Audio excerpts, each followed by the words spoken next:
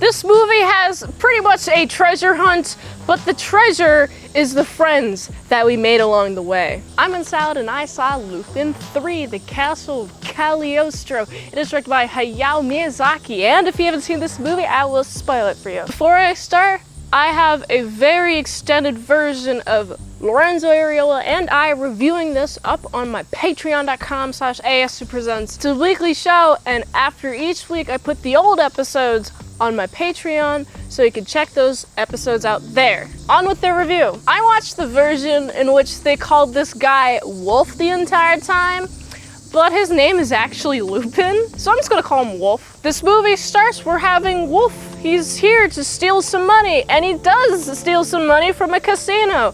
But hey, there's counterfeit bills, really powerful, really good, really high quality counterfeit bills. And I'm just thinking, we're at a casino, so these people who made these counterfeit bills are so good that they tricked the government. This is a big issue. From what I can tell, this guy is a big old thief, but in this movie, he's a big old hero, but he has some thief qualities that I really like. He's incredibly slick. He has great sleight of hand that I don't even notice. Who else would notice? This sleight of hand is awesome. So while he's investigating all this fun jazz, what's up with this counterfeit bills? Let's go to the place in which, oh, I have a friend who can help me.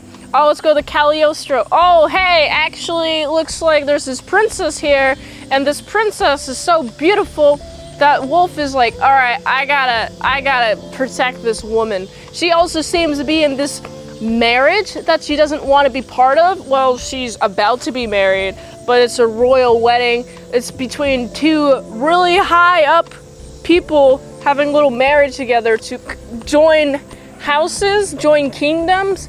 You know, when people do that in the history times, when they did that, like, for example, England and Dutch, I only know that specific instance. Yeah, this is what's happening. I like Wolf so much, man. He has so much personality.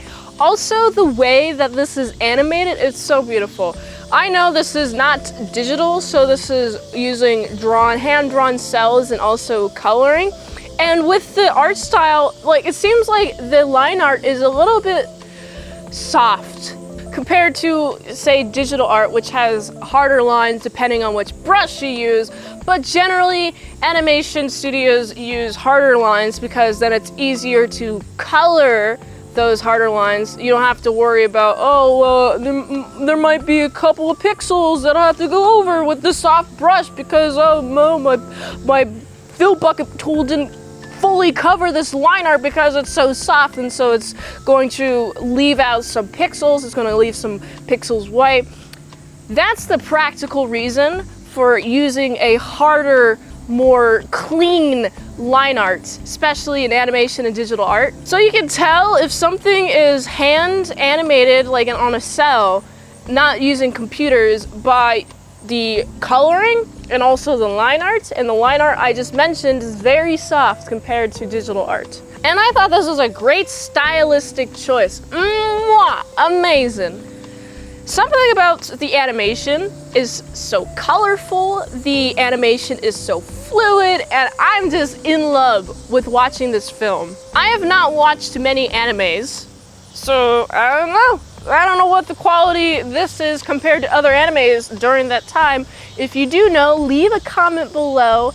Tell me which anime is your favorite from this time period. This came out in like the late 70s. Go back to the plot though. Oh my goodness, we have Wolf. He's bringing his friends along. He's bringing like a friend to investigate this counterfeit stuff, but also looks like there's a couple of rings that only the people of the Cagliostro, one of the Cagliostros has it and the other one has it. It's a big old family thing. I like these rings. I like how they're blue and orange respectively, and if you put the rings together, it'll read something. And the only way to get to this treasure, which these rings they have access to the treasure, and this guy wants to marry into this family to get access to the treasure. So even though he's the most terrible person in the world, I completely understand why he's marrying into this family. This sweet old princess doesn't deserve this man. All these fun shenanigans happen, including this airplane being on fire, and then it's pretty fun. It was pretty brutal. There's a lot of brutal moments in this movie. Like, I remember specifically at the very end when we have the wolf. He's like, oh, well, I got these rings. Oh, okay, cool. Oh, they got stolen from me. And there's this guy, the hubbo, the future hubbo of this princess. Oh, I'm gonna climb this clock tower where I'm gonna put these rings at. And then he puts the rings there, and then he gets sliced and diced by the arms because it, like, all collapses together. It's pretty brutal. I'm like, man, there's not blood in this movie, but the implication that this guy just got crushed to death by clock arms is really brutal, and I love it. The treasure turns out to be some ancient city, and I'm like, this is lame. What are you gonna do with this treasure, princess? Oh, you're just gonna open it to the public? That's a bad idea. This treasure is going to be completely ruined, okay? Maybe not in your lifetime, but somebody, maybe your heir is gonna be like, oh, I don't care about this treasure. Oh, I'm not gonna preserve it.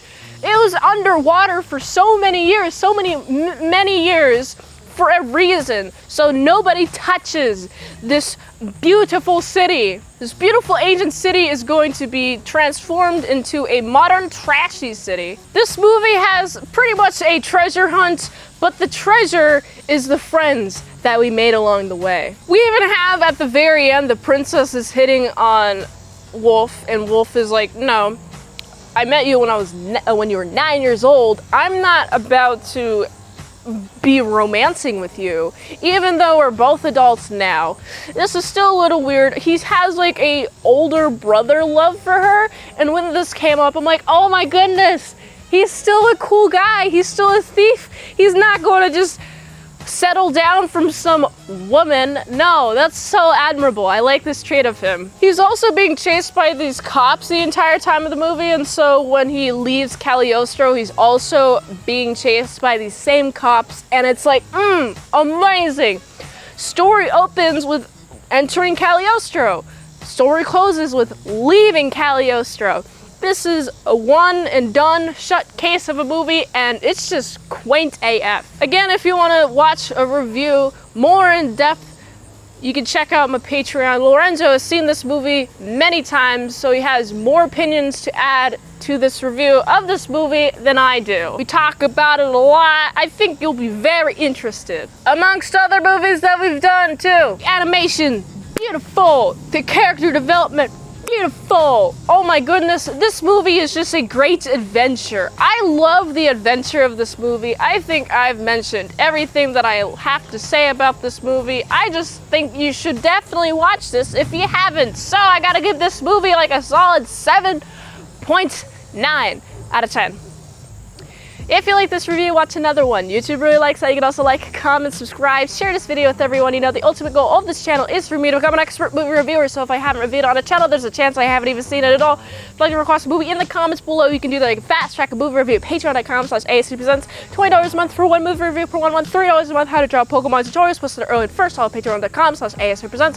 And if you'd like to help support the daily grind of all these daily movie reviews, you can go to this link tree to find the way you can help support the daily grind and some of all these daily movie reviews. So you can go here. And until next time, in salad sauce, see you later tomorrow. Style croutons, big bits.